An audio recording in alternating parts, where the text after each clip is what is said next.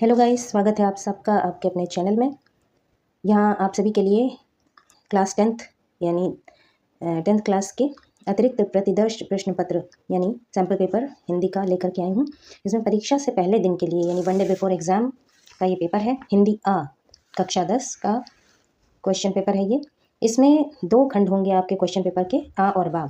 इसमें आ में वस्तुपरक बहुविकल्पीय और खंड बा में वस्तुनिष्ठ वर्णनात्मक प्रश्न दिए गए, यानी ए पार्ट जो होगा उसमें शॉर्ट आंसर टाइप क्वेश्चंस और बी में लॉन्ग आंसर टाइप क्वेश्चंस आपको दिए जाएंगे। प्रश्न पत्र के दोनों खंडों में प्रश्नों की संख्या 17 है और सभी प्रश्न अनिवार्य हैं। यथासंभव सभी प्रश्नों के उत्तर क्रमानुसार लिखिए। खंड आ में कुल 10 प्रश्न हैं, जिसमें उप प्रश्नों की संख्या 49 है। दिए गए निर्देशों का पालन करते हुए 40 उप प्रश्नों का उत्तर देना अनिवार्य है। खंड बा में कुल 7 प्रश्न हैं, सभी प्रश्नों के साथ उनके विकल्प भी दिए गए हैं। निर्देशानुसार विकल्प का ध्यान रखते हुए सभी प्रश्नों के उत्तर दीजिए। खंड आ वस्तुपरक प्रश्न 40 अंक का है। इसमें अपठित गद्यांश है। निम्नलिखित गद्यांश पर आधारित बहुविकल्पीय प्रश्नों में सर्वाधिक उपयुक्त विकल्प चुनिए। इसमें इस पैराग्राफ को आपको पढ़ना है कि मानव बुद्धिशील प्राणी है। जिस विषय पर दूसरे प्राणी विचार नहीं कर सकते उन पर वह चिंतन करता है। इसी कारण वह संसार के समस्त जीवधारियों में श्रेष्ठ माना जाता है। जहाँ एक ओर उसमें विद्या, बुद्धि, प्रेम आदि श्रेष्ठ गुण विद्यमान है, वहीं दूसरी ओर वह राग, द्वेष, हिंसा आदि बुरी प्रवृत्तियों से भी ओतप्रोत है। श्रेष्ठ तत्वों का अपने अंदर विकास करने के लिए मानव को स्वावलंबी बनना पड़ेगा। दूसरों का सहारा छोड़कर केवल अपने सहारे पर जीवन बिताना स्वावलंबन कहलाता है। अपने पैरों पर खड़ा होने वाला व्यक्ति न तो समाज में निरादर पाता है और न घृणा का पात्र ही होता है। वो अपने बल पर पूर्ण विश्वास प्राप्त करता है। वास्तव में स्वावलंबन मानव का गुण है जो उसे आत्मविश्वासी बनाता है। जो व्यक्ति स्वयं कर्मठ एवं स्वावलंबी नहीं है, ऐसे व्यक्ति की कोई भी सहायता नहीं करता है और ऐसे व्यक्ति का जीवन पशु से भी हेय होता है। आज के युग में उसी का जीवन सार्थक है जो स्वावलंबी है, क्योंकि स्वावलंबन जीवन का मूल मंत्र है। जो लोग स्वावलंबन को एक ढकोसला तथा सिद्धांत मात्र मानते हैं, वे अपनी अल्पज्ञता का परिचय देते हैं। जो व्यक्ति इस प्रकार का विपरीत तर्क देते हैं, वे कुंठाओं से आवृत्त होते हैं। ऐसे लोग तर्क के आधार पर स्वावलंबी जीवों को एकांत में खड़े होने वाले अरण्य का वृक्ष मानते हैं।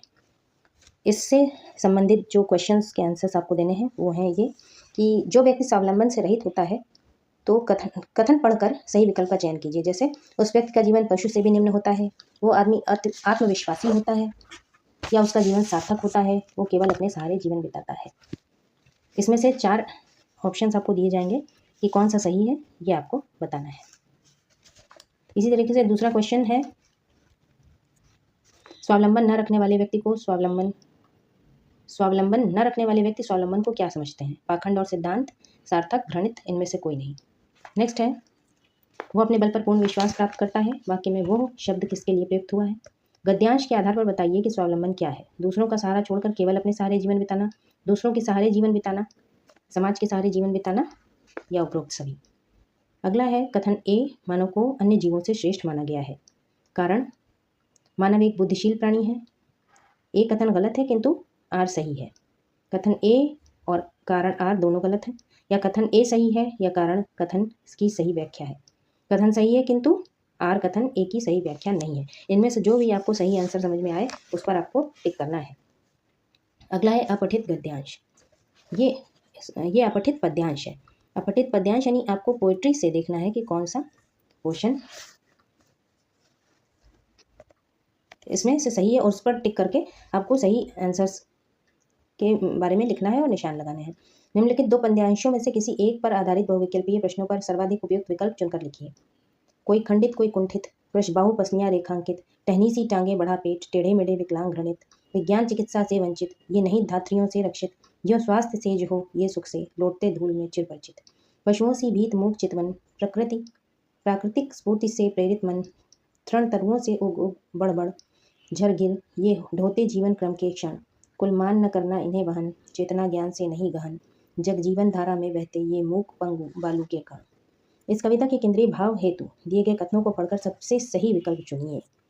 यानी इसका सेंट्रल आइडिया पूछा गया है पोएम का। गांव के बच्चों की दयनीय दशा का वर्णन किया गया है, या गांव के बच्चों में कुपोषण की समस्या का वर्णन किया गया है, गांव के बच्चों में चेतना ज्ञान के अभाव का वर्णन किया गया है, गांव में चिकित्सा सुविधाओं के अभाव का वर्णन किया गया है। इसमें से जो भी आंसर आपको सही समझ में आता है उस पर आपको टिक करना है और उसे आंसर शीट में लिखना है। दूसरे पद में कवि कह रहा है कि गाँव में विज्ञान की शिक्षा नहीं दी जा रही है, गांव में शिशु जन्म हेतु पर्याप्त दवाइयां नहीं हैं, गांव में बच्चे स्वास्थ्य के प्रति सजग रहकर शारीरिक व्यायाम कर रहे हैं, गांव में बच्चे अपने मित्रों के साथ धूल में कुश्ती जैसे खेल खेल रहे हैं। नेक्स्ट है, प्रस्तुत पद्यांश में कवि का रवैया कैसा प्रतीत होता है? वे बच्चों की दशा के विषय में व्यंग पर कर मनोरंजन करना चाह रहे हैं, या बच्चों की दशा की ओर लोगों का ध्यान आकर्षित करना चाहते हैं। वे तटस्थ रहकर बच्चों की शारीरिक व मानसिक दशा का वर्णन कर रहे हैं। वे बच्चों की शारीरिक व मानसिक दशा से संतुष्ट प्रतीत हो रहे हैं। तृण तरुओं से उग बढ़, इस पंक्ति का क्या अर्थ है? घास फूस की तरह हल्के हैं, इसलिए तिनकों की तरह उड़ रहे हैं। पौधों या तथा घासों की तरह बिना कुछ खाए पिए बढ़ रहे हैं। घास तथा पौधों की तरह पैदा हो रहे हैं।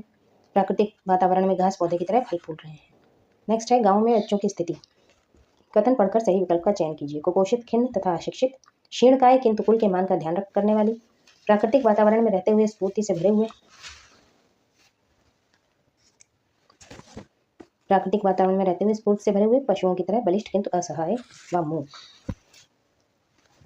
इसी तरीके से ये नेक्स्ट एक और दिया गया है, ये भी पद्यांश है। इसमें से भी आपको पढ़कर दोनों में से जो आपको पद्यांश समझ में आता है अच्छी तरह, उसमें से कोई एक चुन लीजिएगा और उसको आपको आंसर देना है। व्यवहारिक व्याकरण। व्यवहारिक व्याकरण में आपको ग्रामर पोर्शन दिया गया है और निर्देशानुसार रचना के आधार पर वाक्य भेद पर आधारित 5 बहुविकल्पीय प्रश्नों में से किन्हीं 4 प्रश्नों के उत्तर दीजिए। इसी प्रकार अगला है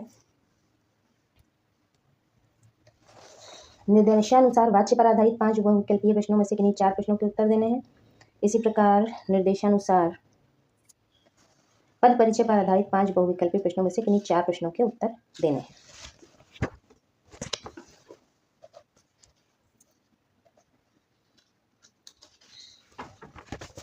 इसके बाद अगला जो भाग है वो है पाठ्य पुस्तक से, यानी आपकी जो टेक्स्ट बुक है उसमें से आएगा। अगला भाग है निम्नलिखित पठित गद्यांश पर आधारित बहुविकल्पीय प्रश्नों के सर्वाधिक उपयुक्त विकल्प चुनकर लिखिए। ये आपके चैप्टर का ही भाग है, इसमें से आपको पढ़ना है और सही क्वेश्चन के सही आंसर पर टिक करना है। अगला क्वेश्चन है गद्य पाठों के आधार पर निम्नलिखित 2 बहुविकल्पीय प्रश्नों के सर्वाधिक उपयुक्त विकल्प चुनकर लिखिए। ये 2 क्वेश्चन के आंसर देने हैं और 1-1 नंबर के क्वेश्चन हैं। नेक्स्ट है निम्नलिखित पठित पद्यांश पर आधारित बहुविकल्पीय प्रश्नों के सर्वाधिक उपयुक्त विकल्प चुनकर लिखिए। अब ये आपकी टेक्स्ट बुक के पद्य खंड का है, जिसको आपको देख करके सही आंसर टिक करना है।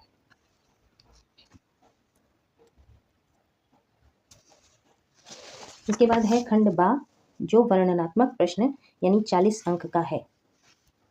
इसमें आपको गद्य पाठों के आधार पर निम्नलिखित 4 प्रश्नों में से किसी 3 प्रश्नों के उत्तर लगभग 25 से 30 शब्दों में देने हैं और ये हर क्वेश्चन 2 नंबर का है। इसमें है नेताजी का चश्मा पाठ के आधार पर बताइए कि मूर्ति लगाने के कार्य को सफल और सराहनीय प्रयास क्यों कहा गया है। बाल गोविंद भगत के पाठ के आधार पर बताइए कि बाल गोविंद भगत ने आखिरी दलील क्या दी व क्यों। लखनवी अंदाज पाठ के आधार पर बताइए कि लेखक के मुंह में पानी आने पर भी खीरा खाने से इनकार क्यों किया। अगला है लेखक ने सभ्यता और संस्कृति को समझाने के लिए कौन से उदाहरण दिए। अगला क्वेश्चन है क्वेश्चन 12, पद्य पाठों के आधार पर निम्नलिखित 4 प्रश्नों में से किन्हीं 3 प्रश्नों के उत्तर लगभग 25 से 30 शब्दों में देने हैं और इन सभी के अंक 2 हैं।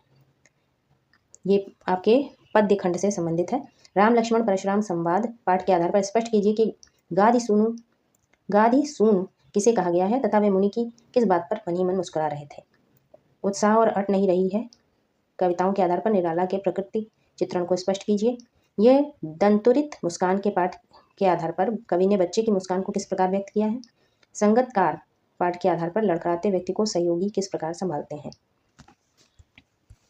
इसके बाद अगला क्वेश्चन है 13, ये है पूरक पाठ्य पुस्तक के पाठों पर आधार निम्नलिखित 3 प्रश्नों में से किसी 2 प्रश्नों के उत्तर लगभग 50 से 60 शब्दों में लिखने हैं और इसमें से प्रत्येक क्वेश्चन 4 अंक का है। बच्चे बहुत से खेल खेलते हैं। ग्रामीण क्षेत्रों में पहले बच्चे एक साथ बहुत से खेल खेला करते थे। माता का आंचल पाठ के आधार पर बच्चों द्वारा बारात निकालने के खेल को अपने शब्दों में व्यक्त कीजिए, स्पष्ट कीजिए। आज की पीढ़ी स्वार्थपरक हो गई है, वो प्रकृति के साथ अनेक प्रकार के खिलवाड़ कर रही है। साना साना हाथ जोड़ के पाठ के आधार पर स्पष्ट कीजिए। कुछ लेखक इतने आलसी होते हैं कि बिना बाहरी दबाव के लिख नहीं पाते। मैं क्यों लिखता हूँ पाठ के आधार पर बताइए कि एक लेखक के लिए स्वभाव और आत्मानुशासन का क्या महत्व है। अगला है लेखन। इसमें निम्नलिखित 3 विषयों में से किसी एक विषय पर लगभग 120 शब्दों में सारगर्भित अनुच्छेद लिखने हैं। पहला है विद्यार्थी जीवन में समय का महत्व, और इसके संकेत बिंदु भी दिए गए हैं। भूमिका विद्यार्थी एवं समय नियोजन, समय का महत्व, समय का सदुपयोग। अगला है विज्ञापन की अद्भुत खोज, मोबाइल फ़ोन। तीसरा है जल संरक्षण आज की आवश्यकता, और इसमें सब में भूमिका एक कॉमन पॉइंट है जो सब में लिखनी है। और सस्ता एवं सुलभ साधन मोबाइल के लिए, संचार क्षेत्र में क्रांति, लाभ और हानियाँ, ये 3 पॉइंट्स एक्स्ट्रा दिए गए हैं मोबाइल फ़ोन के लिए। और जल संरक्षण कितना ज़रूरी, जल प्रदूषण के कारण जल संरक्षण के उपाय, ये जल संरक्षण टॉपिक के अंतर्गत है। इसके बाद अगला क्वेश्चन है, आप मुकेश चौधरी हैं, अपने नगर में बिजली कटौती से उत्पन्न समस्याओं का उल्लेख करते हुए किसी लोकप्रिय दैनिक भास्कर समाचार पत्र के संपादक को लगभग 100 शब्दों में पत्र लिखिए। अथवा आप चिराग शर्मा हैं, अपने मित्र को महानगरीय जीवन की सुखद और दुखद स्थिति का वर्णन करते हुए लगभग 100 शब्दों में एक पत्र लिखिए। अगला क्वेश्चन 16 है, आप प्रवीण कुमार हैं, दिल्ली एयरफोर्स में पायलट की आवश्यकता है। टाइम्स ऑफ इंडिया में इस पद हेतु विज्ञापन प्रकाशित किया गया है। आप इस पद के लिए आवेदन करना चाहते हैं। इसके लिए आप अपना एक संक्षिप्त स्ववृत्त यानी बायोडाटा लगभग 80 शब्दों में तैयार कीजिए, या इन दोनों में से एक करना है। आप जीवन गर्ग हैं, आपके लिए क पोस्ट ऑफिस में मनी ऑर्डर आया था जो आपको अभी तक प्राप्त नहीं हुआ, अतः पोस्ट ऑफिस अधीक्षक को शिकायत करते हुए लगभग 80 शब्दों में एक ईमेल लिखिए।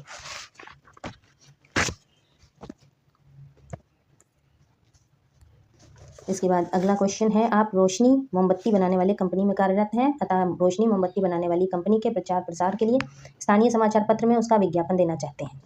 अथवा आप रोहित पारिक छात्र संघ के अध्यक्ष हैं, आपके विद्यालय में योग प्रशिक्षण शिविर का आयोजन होने जा रहा है, इसके संबंध में छात्रों को सूचित करते हुए लगभग 60 शब्दों में एक संदेश लिखिए। तो गाइज ये एक 1 डे बिफोर एग्जाम यानी परीक्षा से पहले दिन के लिए पेपर आपके लिए प्रश्न पत्र दिया गया है। अगर ये वीडियो आपको थोड़ा सा भी हेल्पफुल होता है, आपको पसंद आता है, तो कृपया इसे लाइक करें। चैनल पर नए हैं तो सब्सक्राइब करके चैनल का एक हिस्सा बने। और आप सभी के पेपर के लिए आप सभी को शुभकामनाएं, पेपर बहुत अच्छा हो। Best of luck, all the best wishes for you. और इसी के साथ वीडियो समाप्त करते हैं, मिलते हैं नेक्स्ट वीडियो में। Till then take care and bye bye.